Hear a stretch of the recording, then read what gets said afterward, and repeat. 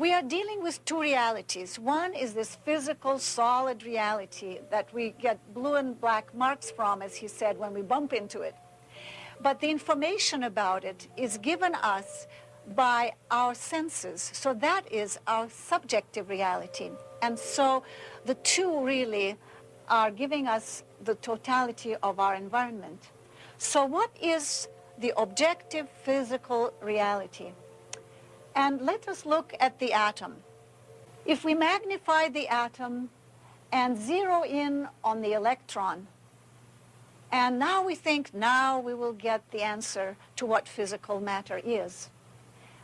But if we analyze the electron, all we find is an oscillating electromagnetic field. There's no physical matter as such. So we think, well, maybe the nucleus will give us the answer.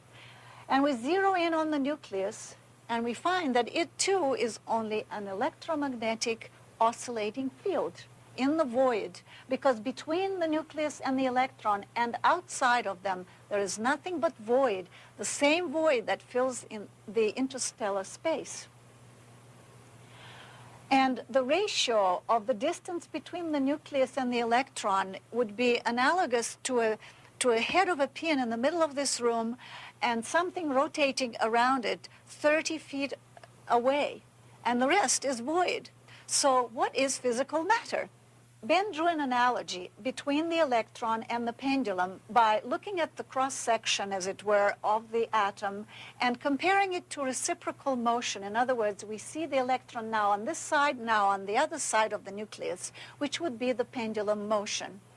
So what happens in the pendulum? It stops, it moves, stops, and moves again. In other words, it's action and rest, action and rest. If you took an actual pendulum and would swing it and attach a pin to it, and you would draw a piece of paper under it like this, it would describe a sine wave. Here the pendulum moved and stopped, moved and stopped. And reality really are the spaces between the points of rest. We perceive reality when there is motion. And reality is really nothing but oscillating fields in the void. And the reason I can touch this screen and I don't go through the floor is because my atoms, or the electrons of my atoms, are actually repelling the electrons of the floor. But if I would speed up my vibration, then I could very well go through the floor. So that it's the interaction between the atoms in this reality that gives us the illusion of solid matter. So how do we get information about this solid physical reality? It is through our senses, through the subjective reality. So let's look at that. How does the neuron work?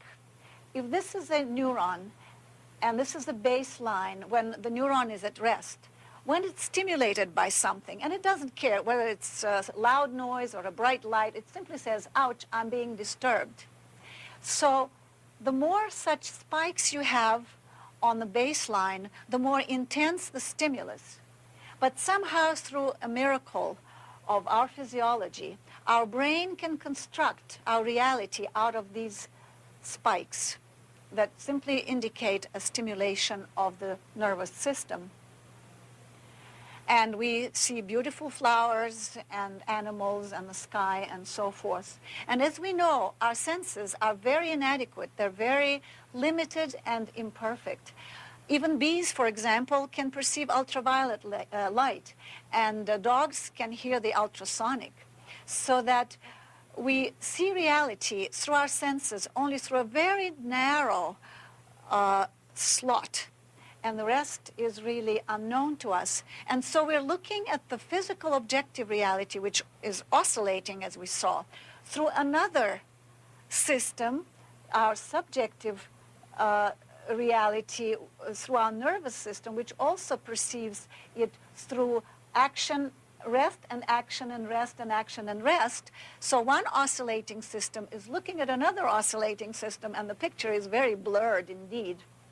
We can extend our realities through instruments, telescopes and microscopes, but in the final analysis, it is only our senses that give us the knowledge. So our subjective reality then is the sum of impressions conveyed by our senses, coded in periods of action and rest, which are oscillating electrical states of the nervous system.